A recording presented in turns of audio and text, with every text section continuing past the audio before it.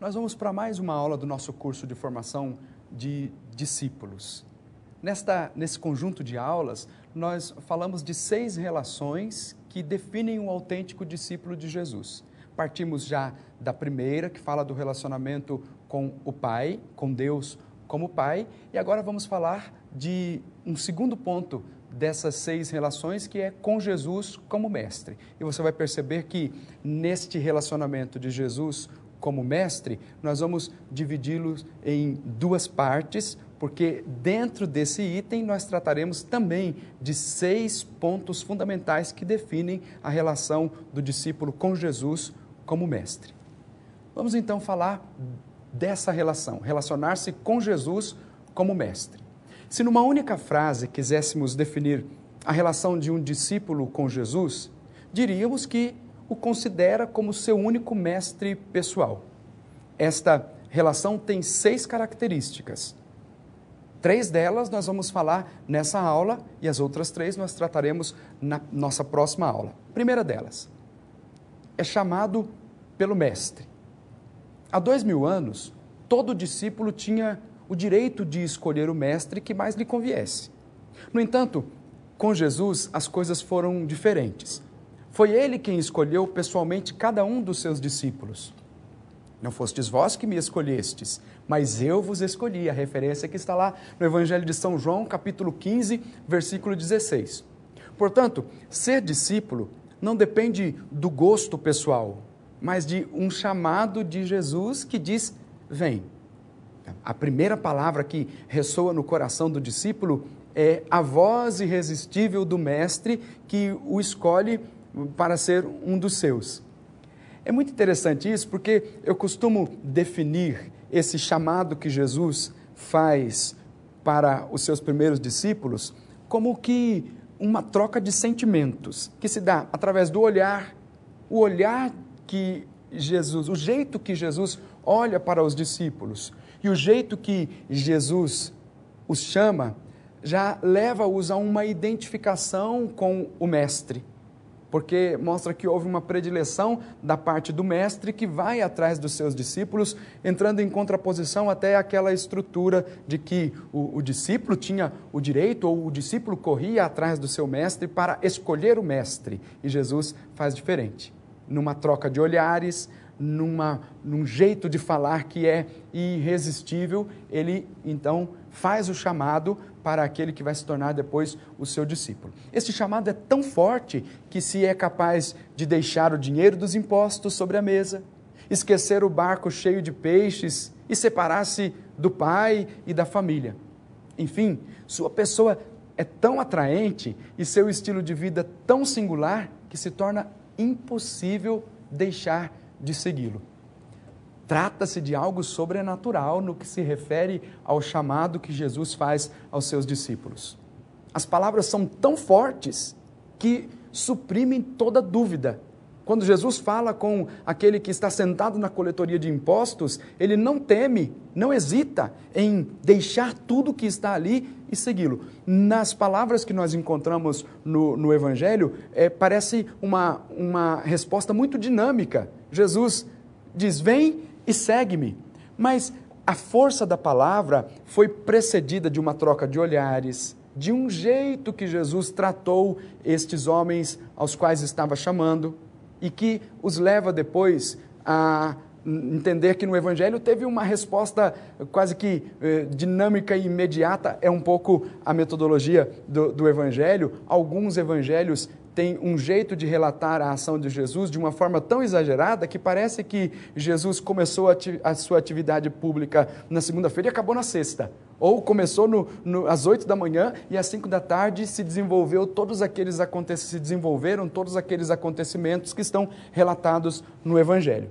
Mas vale entender isso, que ao chamado de Jesus precedeu uma troca de olhares, precedeu um jeito de falar diferente que os cativou. Quem não teve essa experiência ou de sentir-se escolhido pelo Mestre é porque ainda não escutou a voz do Senhor, nem se sentiu olhado nos olhos pelo caçador de discípulos que lhe ordene, vem e segue-me. Veja, antes de ter a palavra de ordem, vem e segue-me, houve então um desejo do coração do mestre que passou pela troca de olhares e pela palavra doce, pela palavra meiga que cativou. Então, é o chamado do mestre. E a não decisão do candidato que o capacita para cumprir com sua vocação. Bom, vamos entender bem isso. É o chamado do mestre e a resposta adequada que o discípulo dá para cumprir com a sua nova vocação. A única exigência que Jesus faz, nesse caso, é a resposta. É a resposta. Olha, o discípulo não precisa dizer, mas eu não sou capaz, eu não sei isso, eu não sei fazer aquilo, não sei fazer aquilo outro. Jesus não perguntou nada disso. Jesus não perguntou das aptidões do discípulo. Jesus não perguntou onde é que ele estudou, não perguntou se sabia ler, se sabia escrever. Vale lembrar que na história dos evangelhos e na história da igreja, nós encontramos muita gente que ou não era alfabetizado ou era um semi-analfabeto, mas que ouviu a voz do Senhor. Aí está a parte mais importante, porque ao escutar a voz do Senhor, já há uma predisposição ou uma disposição interior de ser moldado pelo Mestre. A palavra do Mestre, que é viva e eficaz, dá então a força necessária para corresponder à escolha.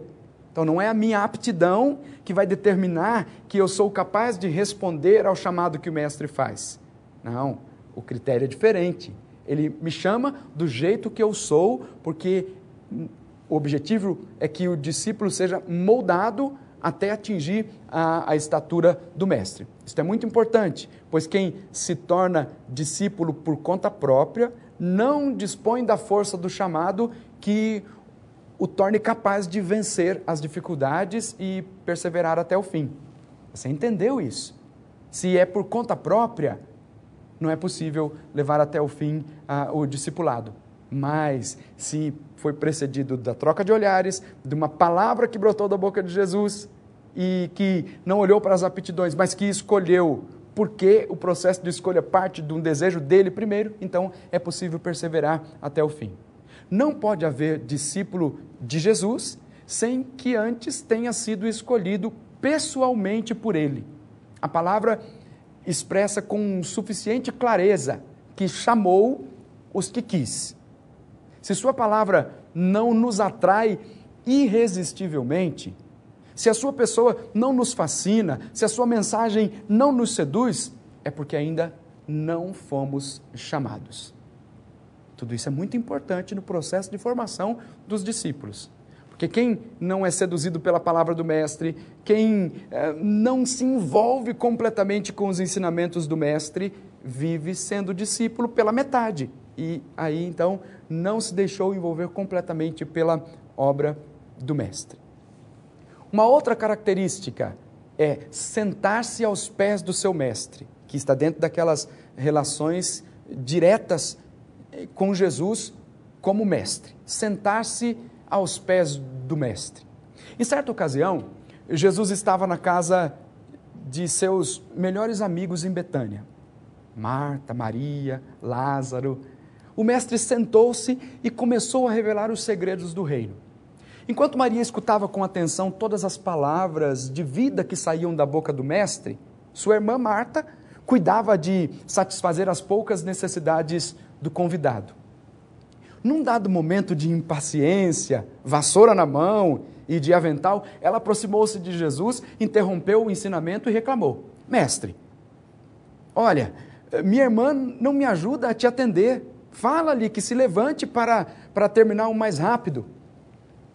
Olha, talvez a intenção de Marta não fosse nem sequer atrapalhar o ensinamento do Mestre, mas talvez isso expressasse um desejo de que as coisas da casa fossem resolvidas de forma rápida, para que ela também pudesse se sentar ali e ouvir o Mestre. Porém, a intervenção de Jesus foi esta. O Mestre, com voz pausada, mas segura, disse: Marta, Marta, tu estás sempre preocupada com coisas menos importantes. Não percebes que o essencial é estar sentada aos meus pés e receber o que eu quero te dar? Eu não vim para ser servido, mas para servir-te. Eu acho espetacular essa resposta, por conta de que Jesus vai buscar nos ensinamentos todos que já foram dados para os discípulos e que vai se desenvolver depois, mas mesmo que ele não traga um discurso ali naquela hora, dizendo, olha, eu não vim para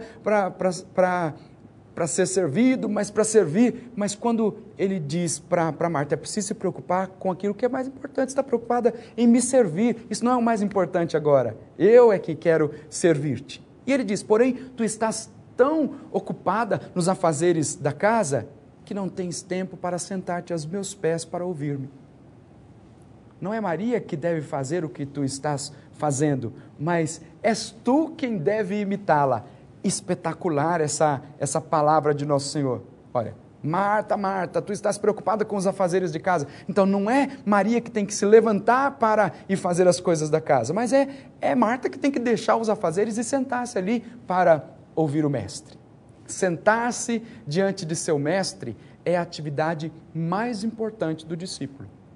O discípulo passa longo tempo simplesmente desfrutando da presença do mestre. Nesse sentido, é um contemplativo que, com os olhos bem abertos, observa todos os traços da personalidade de seu mestre para depois reproduzi-los. Nessa estrutura de formação do discípulo para se configurar completamente ao seu mestre, isso é importante, porque nós não vamos só reproduzir as palavras do mestre, nós vamos fazer do jeito do mestre, repetir as ações, viver do jeito que ele viveu. Não se trata de repetir uma teoria, mas de fazer exatamente como o mestre fez, no discurso e nas ações. Ainda que para muitos isto pareça uma lamentável perda de tempo, trata-se de um investimento a longo prazo que mais cedo ou mais tarde dará os melhores lucros. Olha, quem senta-se aos pés do mestre não perde tempo, porque mais tarde o Espírito recordará aqueles ensinamentos para que sejam reproduzidos aos outros discípulos. O discípulo está sempre diante do seu mestre, olha-o e é olhado por ele, conhece-o e é conhecido. Sentar-se aos pés do mestre não é outra coisa do que permanecer nele, unido como o sarmento à videira, como os ramos à videira, bebendo sua seiva, participando de sua vida, profundamente enraizado nele. Ora, somente produz verdadeira vida, ou tem uma verdadeira vida, quem está ligado ali na videira verdadeira. É assim que o discípulo deve viver, ligado profundamente no seu mestre. Jesus se difere dos famosos mestres peripatéticos da Grécia, porque não ensinava os seus discípulos enquanto caminhava, mas quando se sentava, para estar em paz e transmitir sossego aos seus ouvintes. Por isso, quando Paulo apresentou o seu currículo vitae, referiu-se precisamente ter estado sentado aos pés do mestre Gamaliel, aquela referência que está em Atos 22, 3. Sentou-se aos pés do mestre Gamaliel, que foi a escola onde Paulo foi formado, e depois ele é capaz de dizer que dentre aqueles que estudavam na escola de Gamaliel, todos os rapazes, meninos e rapazes da sua idade, ele progredia mais do que todos, porque ele partia desse princípio, é sentado aos pés do mestre que ele vai aprender. Sabe aquele aluno que fica ali na primeira fileira, que está ali olhando para o professor, ouvindo as palavras, e depois chega um certo momento que as pessoas começam até a identificar naquele aluno as mesmas características do professor. É nisso, ou é isso que nós temos que atingir. Há uma identificação tão grande que quando as pessoas olharem para o discípulo, são capazes de dizer, está falando igualzinho ao mestre. Olha as atitudes dele, são atitudes como as atitudes do mestre. Uma outra característica que identifica o discípulo com Jesus como mestre é a escuta. Somente é capaz de obedecer aquele que ouve. Então, o discípulo deve escutar o mestre. Quando alguém se senta aos pés do mestre, não é para aí estar passivamente, mas para realizar numa das atividades mais difíceis deste mundo: escutar. Como é difícil nesse mundo, em meio a tantos barulhos e tantas coisas que querem prender a nossa atenção, como é difícil escutar. Sem este requisito, é impossível chegar a ser discípulo de mestre algum. No Evangelho, notamos como os discípulos se aproximam de Jesus, algumas vezes particularmente, para lhe perguntar sobre certas questões, como por exemplo, o matrimônio, a salvação, ou o sentido de alguma parábola. Sabem apenas que só o seu mestre sabe. Reconhecem-se ignorantes e aceitam como verdade tudo que sai da boca do seu mestre. Mas eles escutam, isso é importante. Perguntam e esperam para ouvir a resposta. E assimilam a resposta, porque todo discípulo deve ter um dom da escuta muito aguçado. No tempo de formação do discipulado, não é tempo de falar, é tempo de ouvir. É tempo de ouvir e ouvir os ensinamentos do mestre.